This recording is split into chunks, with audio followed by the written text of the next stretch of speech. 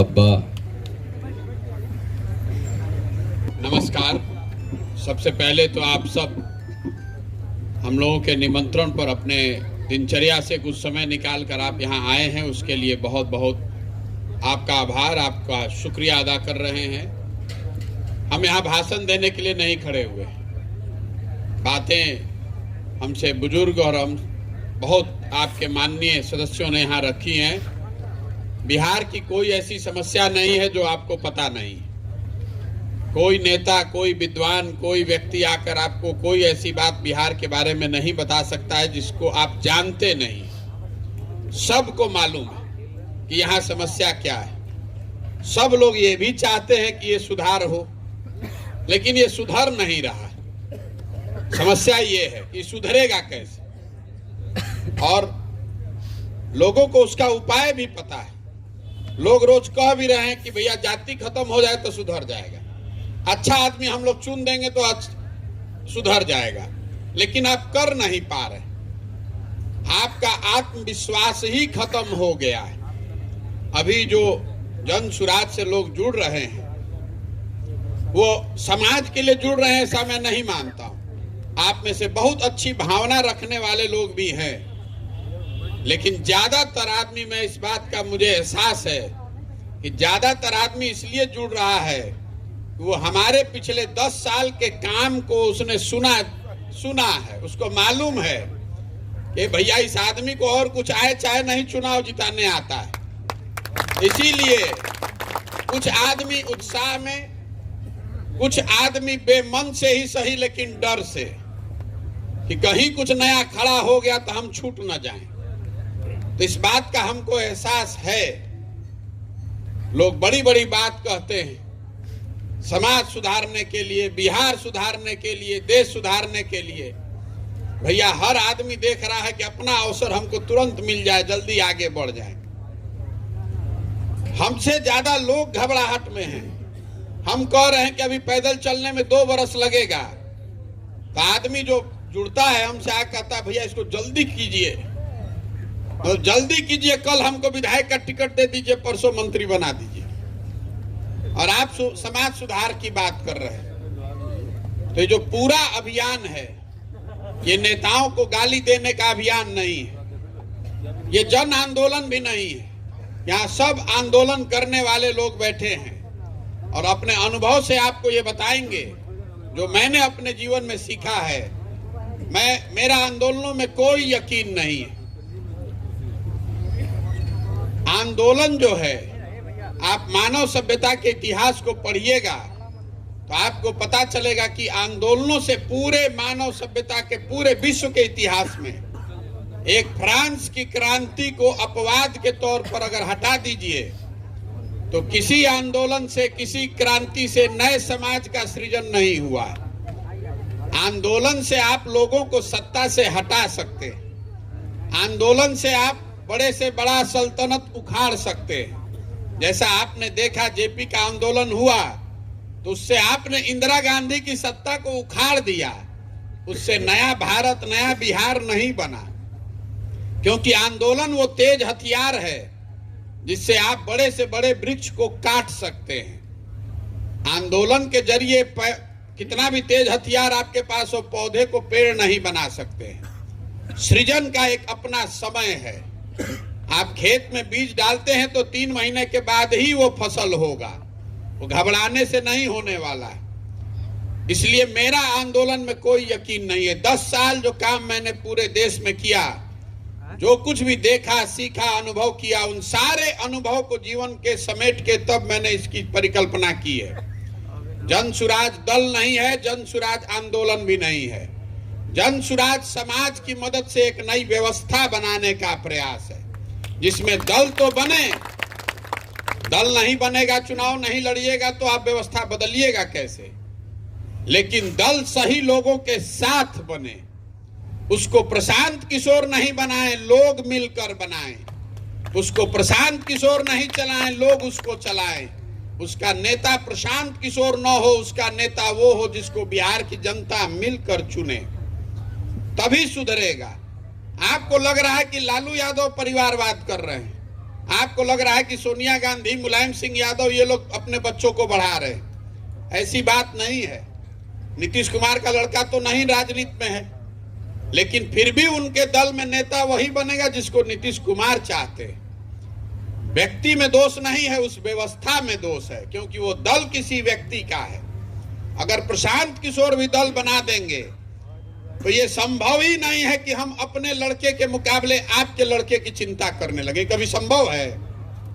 अगर बोल रहे हैं तो झूठ ही बोल रहे हैं। लेकिन अगर सब लोग मिलकर दल बनाएगा तो सबको अपने बच्चे की चिंता होगी, तभी इसका रास्ता निकलेगा। इसीलिए ये दल नहीं है।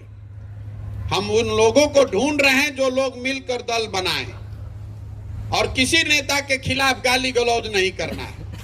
राजनीति में क्या होता है, जो सत्ता में है वो कह रहा है कि हम बहुत अच्छा कर रहे हैं, जो विपक्ष में है वो कह रहा है कि जो सत्ता में है ये सब बर्बाद कर रहे हैं। हम दूसरी बात कह रहे हैं, जन सुराज में हम लोग कह रहे हैं कि जिसने जो किया या करने का दावा कर रहा है उसको सबको सही मान लीजिए। काहे उलझते हैं लोग? घंटों घंटा उलझ रहा है कि मोदी जी ने क्या किया, कि लालू जी ने क्या किया। हम कह रहे हैं भैया आप मान लीजिए, सब ने जो किया या करने का दावा कर रहा है सबको सत्य मान लीजिए। ये हम लोग मान लें कि कांग्रेस 40 वर्ष में बिहार में बहुत काम किया। ये मान लीजिए कि लालू जी के राज में सामाजिक तौर पर गरीब और पिछड़े लोगों को आवाज मिल गई, यही तो दावा कर रहे हैं।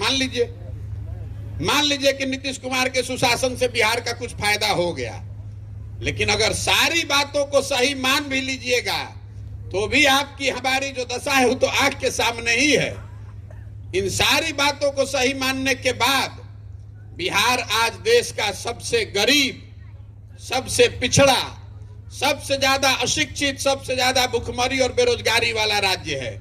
इसको तो कोई काटिए नहीं सकता है। तो काहे उलझ रहे इसमें कि कौन नेता अच्छा किया कि नहीं किया? हम कह रहे हैं कि जिसने जो किया, जो करने का दावा कर रहा है उसके लिए उसका धन्यवाद है, उसको प्रणाम कर रहे हैं। लेकिन इतनी बात तो समाज को समझ में आनी चाहिए कि जिस रास्ते पर चलकर 50 वर्ष में आप अपना जीवन नहीं सुधार सके, बिहार को अच्छा नहीं बना सके, उसी रास्ते पर अगर अगले 50 वर्ष भी चलते रहिएगा तो ये सुधरने वाला नहीं है। अगर सुधरना होता तो अब तक सुधर जाता। बात नीतीश, लालू, मोदी, प्रशांत किशोर की नहीं है। अगर पिछले 50-55 साल में 27 लोग मुख्यमंत्री बने हैं बिहार में, सब आदमी बेवकूफ थे ऐसा नहीं कहा जा सकता। हर आदमी चोर भ्रष्ट था ऐसा नहीं कह सकते। किसी ने प्रयास नहीं किया ये भी आप नहीं कह सकते। परेशानी कहीं और है। आपको ये समझ में नहीं आ रहा है कि आप इस बदहाली में हैं क्यों। देखिए, दुनिया भर के विद्वानों ने बताया है, अगर आपको गरीबी से निकलना है, समाज की उन्नति करनी है, उन्नति के 3 ही रास्ते हैं। पहला रास्ता है पढ़ाई, दूसरा रास्ता है खेती, और तीसरा रास्ता है पूंजी, व्यापार, उद्योग। बिहार को अगर आप गहराई से देखिएगा, समझने का प्रयास कीजिएगा, तो समाज के बड़े भाग के पास ये तीनों के तीनों रास्ते बंद हैं। यहाँ पर 70 से 80% जो लोग हैं उनके बच्चों के पढ़ने की व्यवस्था ही नहीं है। जो गरीब है उसका लड़का तो सरकारी स्कूल में जा रहा है, सरकारी स्कूल में पढ़ाई नहीं हो रही, बात तो सबको समझ में आ रहा है। लेकिन जिनके बच्चे प्राइवेट स्कूल में भी जा रहे हैं वो भी कोई बहुत अच्छा पढ़ाई नहीं कर रहे हैं। अगर स्कूल में आप पढ़ा के निकल भी गए तो कॉलेज तो फिर आपको सरकारी में ही जाना है। अगर सरकारी नहीं जाना तो बिहार के बाहर भेजिएगा। तो 13 करोड़ की आबादी में कितना लोग अपने बच्चे को बिहार से बाहर भेज सकते हैं कॉलेज में? कुल 5% लोग ही बिहार के बच्चे कॉलेज तक पहुंच पाते हैं, गरीब अमीर सबको मिला के।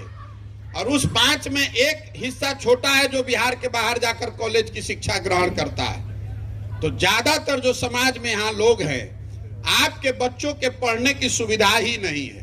तो जब अगर आपका लड़का पढ़ेगा ही नहीं तो मजदूर नहीं बनेगा तो कलेक्टर बनेगा। तो शिक्षा की व्यवस्था, शिक्षा के जरिए समाज के उन्नति का दरवाजा बंद है। दूसरा रास्ता है कि अगर आप नहीं भी पढ़े हैं, अगर आपके पास जमीन हो, उन्नत खेती हो, तो खेती के जरिए भी आप जीवन सुधार सकते हैं। तो बिहार में 75 साल में गरीबों के नाम पर, समाजवाद के नाम पर सामाजिक न्याय की राजनीति हुई है। लेकिन 75 साल में भूमि सुधार को लेकर कोई प्रयास नहीं किया गया। नतीजा ये हुआ है कि बिहार में 60% लोग, ये आंकड़ा याद रखिएगा, 100 आदमी जो बिहार में रहता है उसमें 60 आदमी ऐसा है जिसके पास 1 इंच जमीन नहीं है। 60% आदमी बिहार में भूमिहीन है। देश के स्तर पर 38% आदमी भूमिहीन है, बिहार में 60% आदमी भूमिहीन है।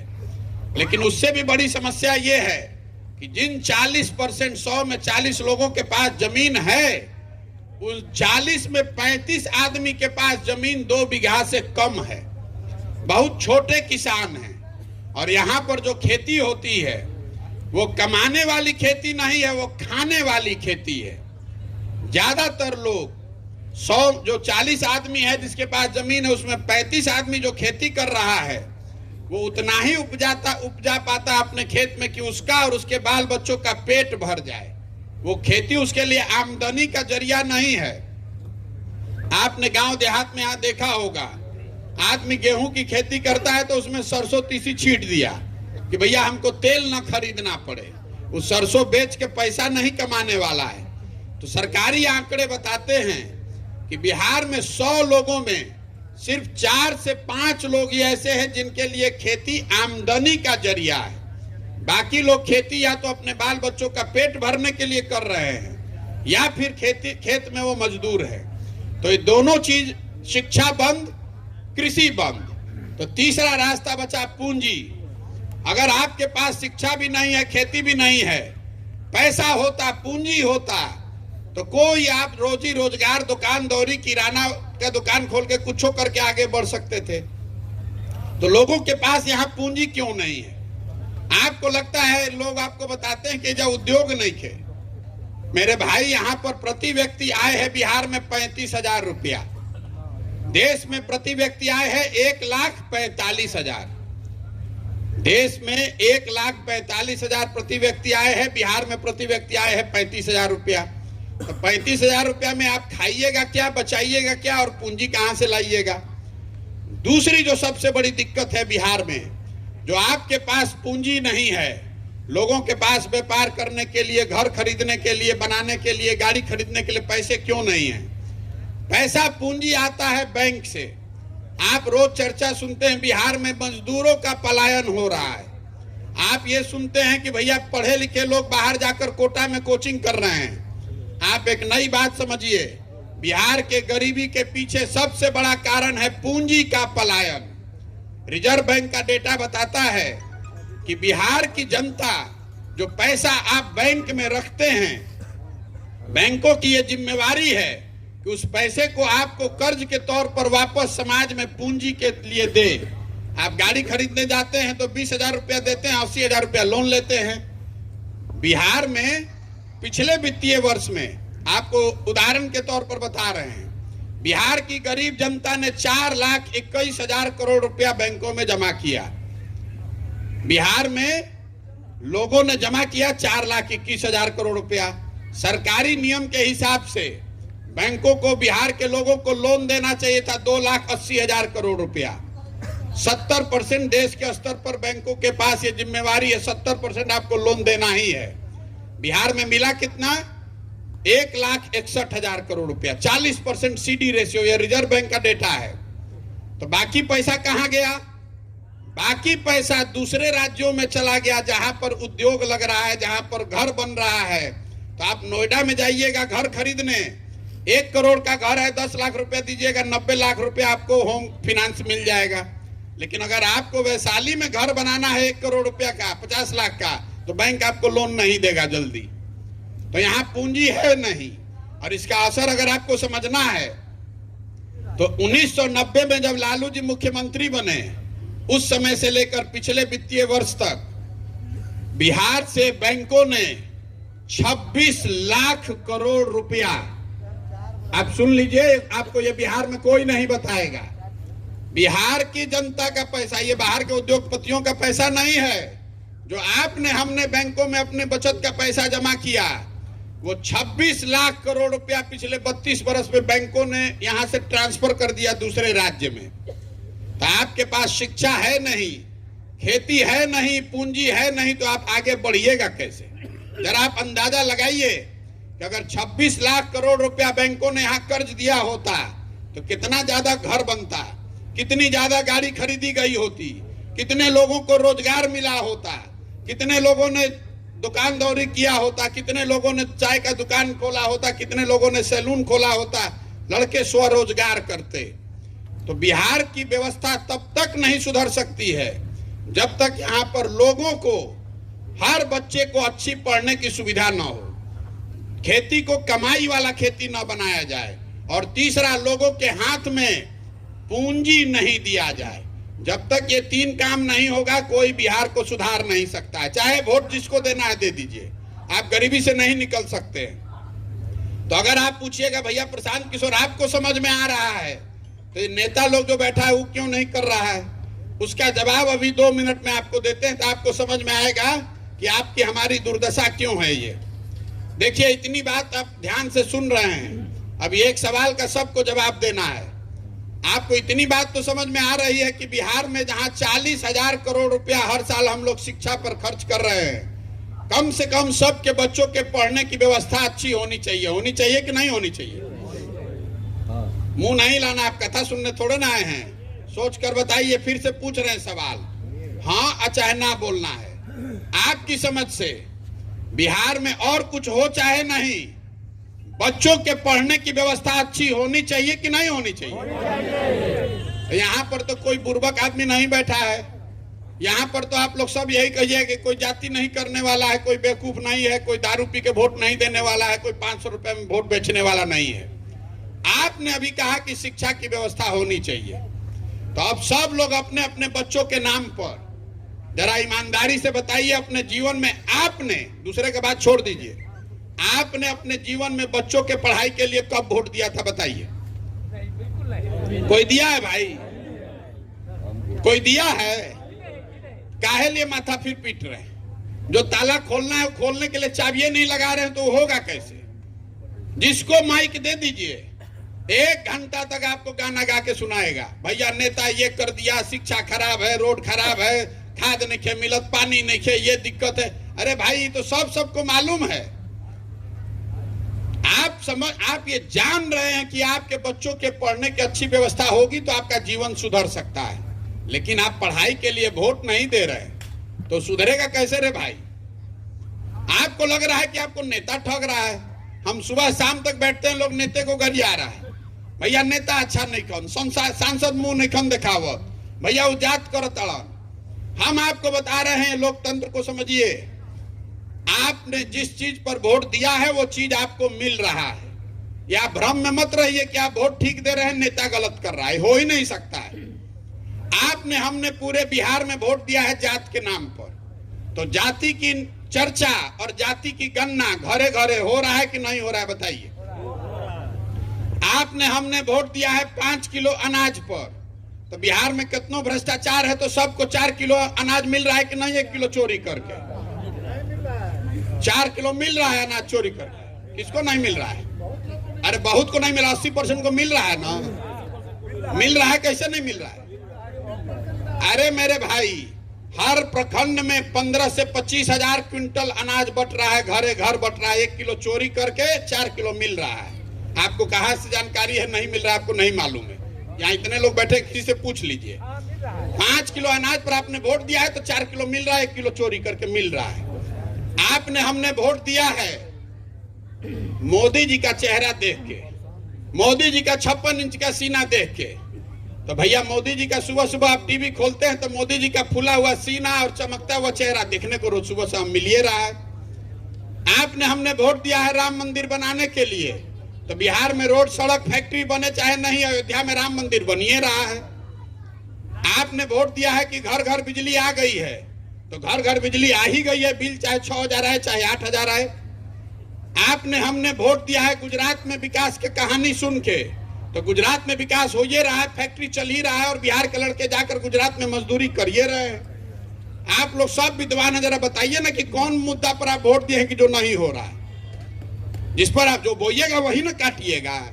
सब यहाँ बकैती करने का बिहार में आदत है। 2 दिन पुराना अखबार लेके 2 घंटा पढ़ेगा, सुबह शाम तक खाली राजनीति बतियाएगा। यहाँ बिहार में लोगों को और कुछ आए चाहे नहीं, राजनीति खूब आता है। सुबह से शाम तक हम पैदल चल रहे हैं तो लोग यहाँ बिहार का राजनीति छोड़िए, देश का राजनीति छोड़िए, कंबोडिया, वियतनाम, फिलिस्तीन, इजराइल का भी राजनीति बतियाता है। इतना यहाँ ज्ञान है लोगों को राजनीति का। खाली उसको इतना नहीं ज्ञान है कि हमारा लड़का पढ़ लिख के यहाँ बेरोजगार बैठा है, उसको रोजगार कैसे मिलेगा। कैसे मिलेगा भाई? आपका लड़का पढ़ लिख के बेरोजगार बैठा है, आपको यहाँ से पुलवामा, पाकिस्तान, चाइना दिख रहा है, आपका लड़का का बेरोजगारी नहीं दिख रहा, तो कैसे सुधरेगा? प्रशांत किशोर भैया आए हैं, सुधार देंगे। अरे एक वो प्रशांत किशोर आए कि 10 प्रशांत किशोर, ये नहीं सुधरने वाला, ये नहीं सुधरने वाला है। हमारी ताकत नहीं है। जब तक बिहार की जनता आप नहीं सुधरिएगा तब तक कोई नहीं बिहार को सुधार सकता है। कैसे सुधरेगा भाई? खाली बतियाने सुधरेगा? हर आदमी यही समझ रहा है कि कोई आके सुधार दी तब तक हम दाल भात चोखा खा के सुतल बनी। कोई आके सुधार दी, कैसे सुधार देगा? मंगल ग्रह से आके सुधार देगा? हमको कहता भैया आप आगे बढ़िए, आपके पीछे तन मन धन से बानी।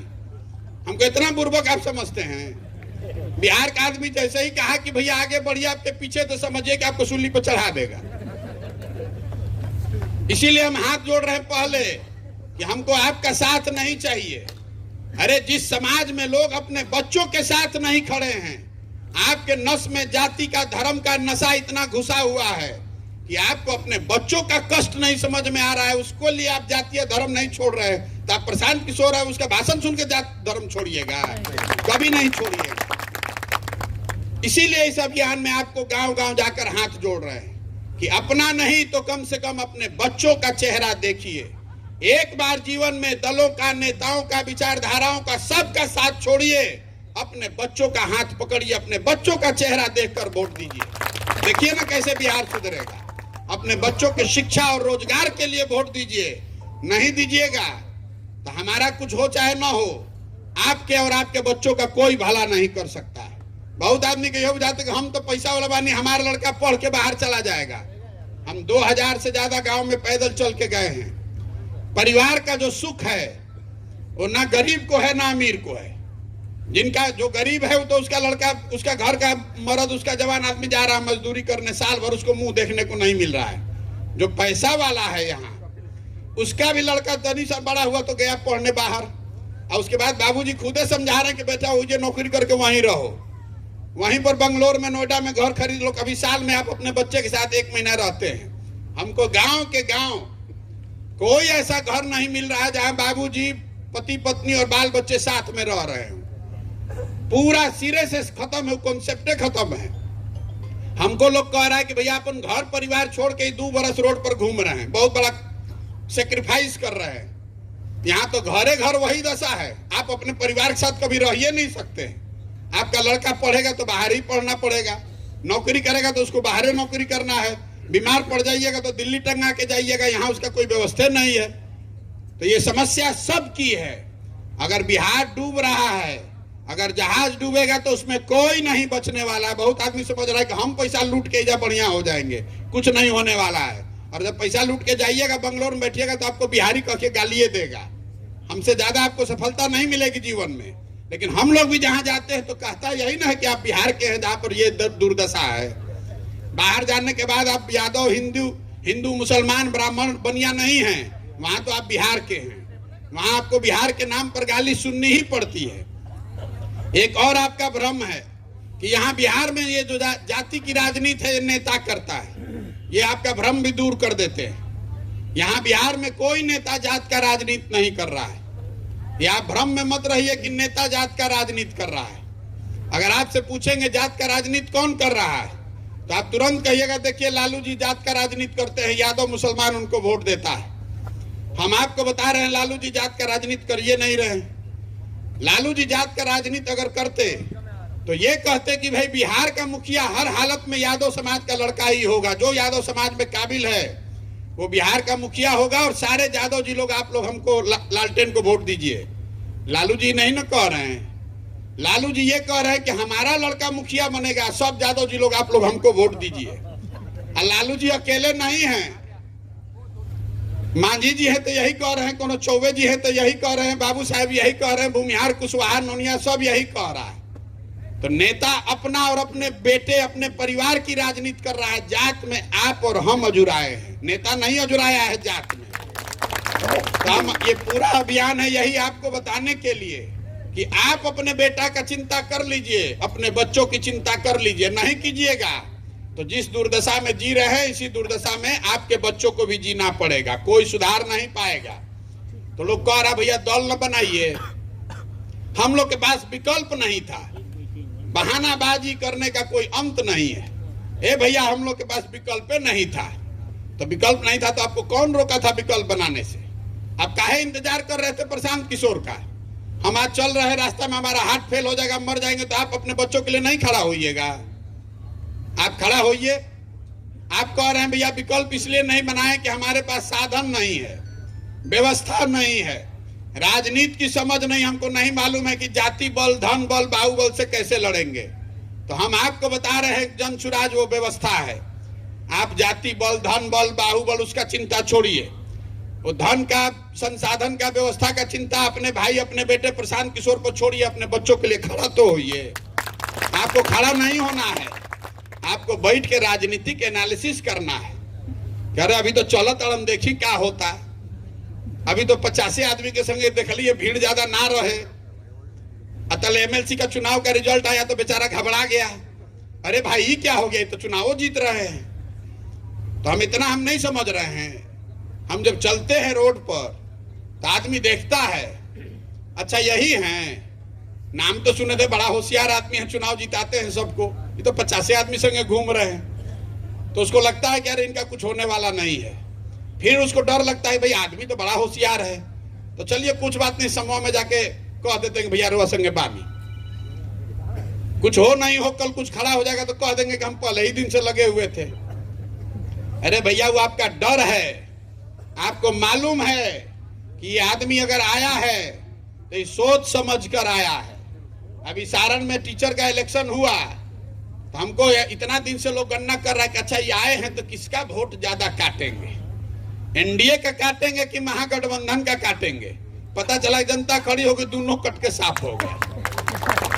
आप कह रहे हैं भाजपा का बड़ा दम है, सब दम निकल गया। 495 को वोट आया है, 495 गिन के, और सारा महागठबंधन का दम लग गया तो वही बेचारे नहीं जीत पाए। सारा समीकरण जो आप जानते हैं राजनीति में कि किसी की मृत्यु हुई है तो सहानुभूति का लहर है, उनके लिए भी सहानुभूति का लहर था तो भी नहीं काम आया। आप समझते हैं कि भैया हिंदू मुसलमान हो जाएगा, वो भी नहीं काम आया। वोटर जिसने बनाया, वोटर उसको छोड़कर वोट दे दिया नए आदमी को, और जो जीता उसको मत कीजिए। हमने उसके नाम पर वोट नहीं मांगा है, जाकर परिणाम देख लीजिएगा। हमने ये कहा कि आपको अगर इन दोनों दलों ने ठगा है तो इन दोनों दलों को वोट मत दीजिए, जिसको देना है दे दीजिए। तो वहां 3 निर्दलीय उम्मीदवार है जो दलों से ज्यादा वोट लेकर आए हैं लोग। ऐसा नहीं है कि ये एक कैंडिडेट जीत गया तो हमारे कहने से जीता है। मैंने लोगों को इतना ही बताया कि अगर आप कह रहे हैं कि महागठ ये दल आपको ठग रहा है, जैसे हर घर यहाँ आदमी क्या कह रहा है कि भैया दोनों बर्बाद है, लेकिन दोनों को जाके वोटवा आप ही दे रहे हैं। तो मेरा इतना ही आह्वान है कि आप इन दोनों जिसने आपको ठगा उसको मत दीजिए वोट। और लोगों ने क्या किया वहां, ना भाजपा को दिया ना महागठबंधन को दिया, दोनों लोग साफ हो गए। 9000 वोट में भाजपा महागठबंधन को मिलाकर कुल 3000 वोट नहीं मिला है। 6000 लोगों ने निर्दलियों को वोट दे दिया। जब तक आप अपने अधिकार के लिए खड़े नहीं होइएगा तो विकल्प कोई ऊपर से बनाकर आपको नहीं भेजने वाला है कि भैया यही विकल्प है। विकल्प बनाना तो आपको है, जिसके साथ जनता खड़ी हो जाएगी वही विकल्प हो गया। तो खड़े होइए, समझिए ये कार्यकर्ता बनने का अभियान नहीं है, हम कार्यकर्ता बनाने नहीं निकले हैं। हम ऐसे लोगों को ढूंढ रहे हैं जो नई व्यवस्था में संस्थापक, उसके मालिक, मुखिया बनना चाहते हैं। हमारे पीछे चलने की जरूरत नहीं है, अगर हमारे साथ चलने का जज्बा है तो खड़ा होइए, और नहीं है तो जिसका झंडा ढो रहे हैं उसका धोते रहिए, उससे हमको कोई फर्क नहीं पड़ने वाला है। एक अंतिम बात, 2 और सवाल लोग करते हैं कि भैया इतना ही बड़ा बड़ा बतिया रहे हैं कि पैसा कहां से ला रहे हैं, तो उसका भी आपको जवाब दे देते हैं। ये पूरा अभियान चलाने के लिए पैसा कहां से आ रहा है? पैसा सरस्वती से आ रहा है। हम नेता मंत्री नहीं हैं, अफसर विधायक नहीं है कि किसी से पैसा लेंगे।